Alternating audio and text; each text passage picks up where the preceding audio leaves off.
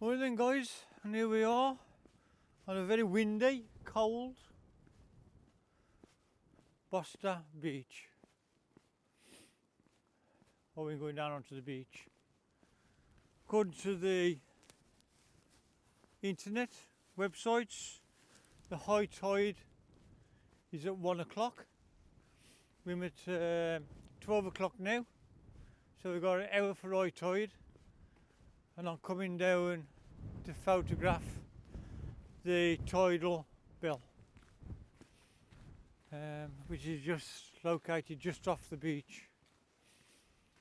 So that's what we're going to be doing today, and hopefully get some shots of that.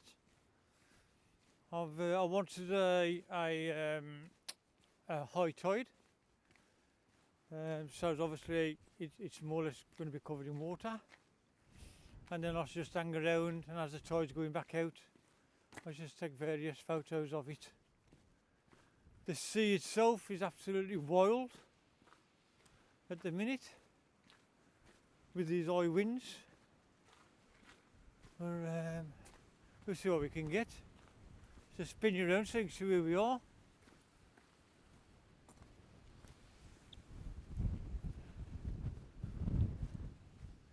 Just look at them grasses, you can see how wild the wind is.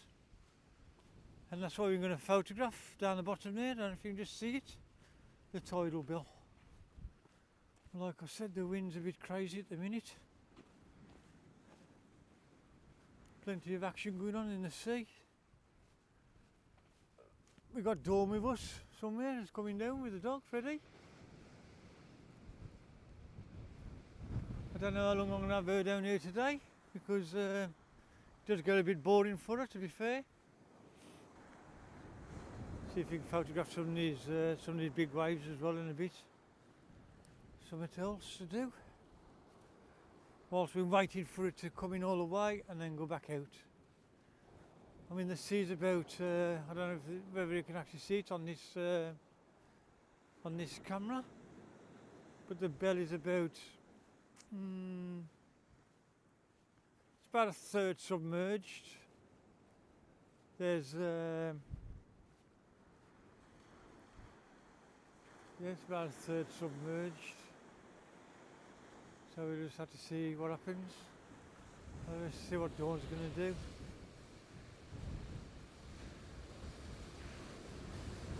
All I have to do, like I said, guys, is get down here and photograph this, because the way the waves is just crashing that water off there. So that's what I'll be trying to do as well.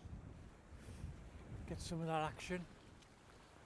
Okay then guys, so we've got it set up, and what I've done, I've put the 1 to 400mm lens on it, so I can get a little bit closer to that rock and the bell.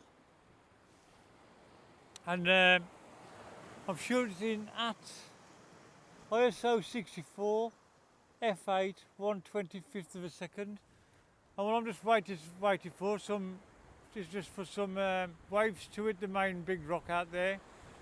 Get a bit of a crashing on it with the waves, and I'll just see if I can capture some of the, like that one, some of the action.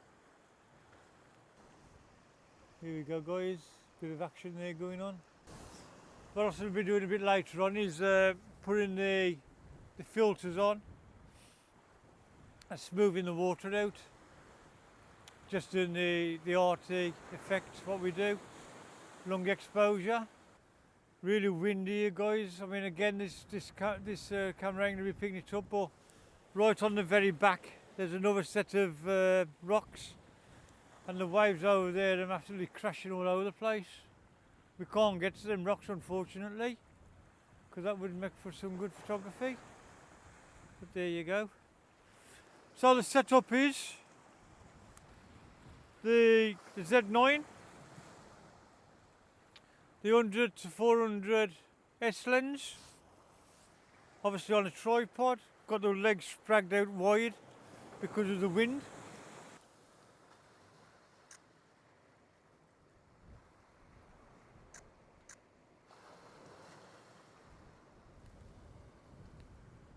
Yeah, just got some good waves there, guys.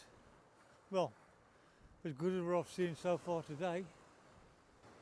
1 o'clock is the high tide. We're on 12:15 now, so another half hour or so. Right then, guys, I'm going to switch off. What I'm going to do, I'm going to put the camera on video, just so I can show you a little bit in the clip of what's going on, what we can actually see through the camera, and I'll put that up as well. So I'll catch you in a bit. Cheers.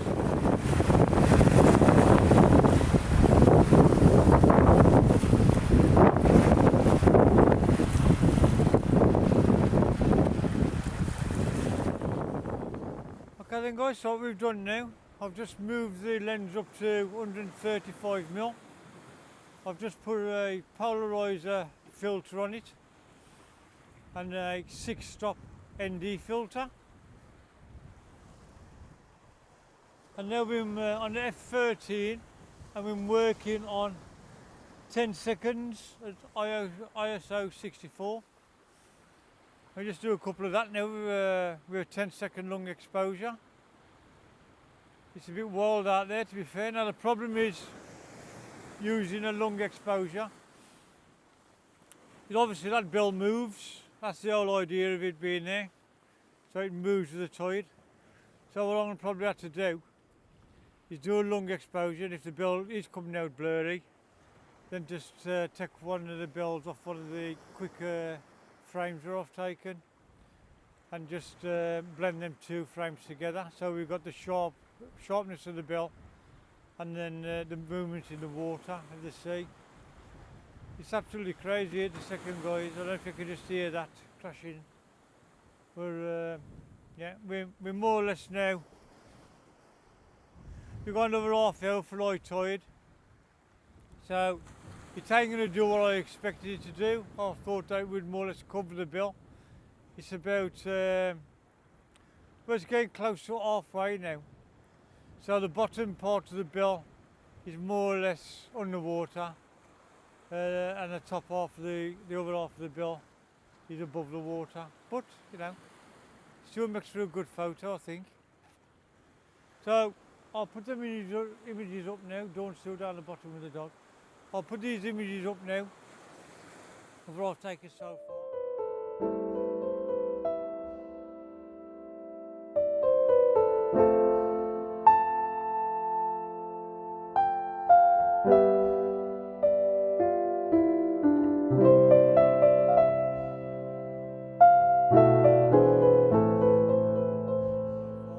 But I do want to go and move and take some of these crashing waves up here.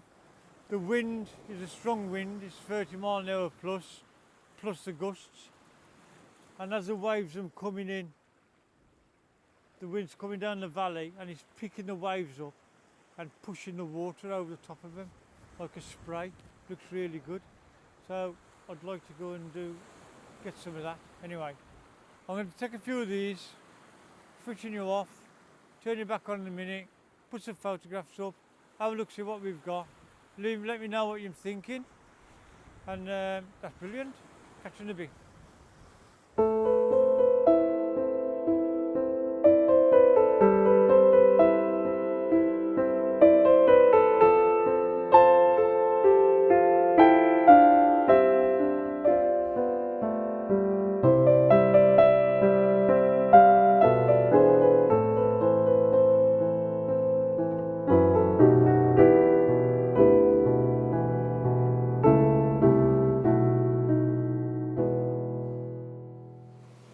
Okay then, guys, and that's it for this one, I think.